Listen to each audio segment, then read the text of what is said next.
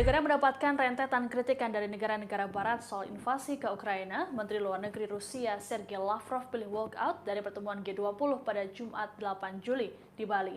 Diketahui dalam pertemuan G20 tingkat menteri ini, negara-negara barat sepakat untuk mengucilkan Rusia.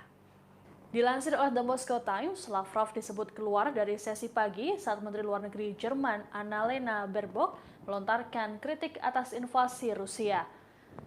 Pada sore harinya saat Menteri Luar Negeri Ukraina Dmytro Kuleba berbicara secara virtual, Lavrov juga tidak hadir. Lavrov mengatakan negara-negara barat menghindari pembicaraan masalah ekonomi global dalam pertemuan G20 ini. Ia menuturkan sejak awal negara-negara tersebut terus melontarkan kritik pedas terhadap Rusia. Lavrov menegaskan dirinya mengaku tak masalah untuk melakukan pembicaraan dengan Amerika Serikat. Namun, justru pihak Amerika Serikat yang memutuskan hubungan dengan Rusia. Dalam kesempatan ini dipastikan tidak ada momen foto bersama para menteri G20 seperti biasa. Hal ini demi menjaga kondusivitas negara-negara barat atas kehadiran Lavrov.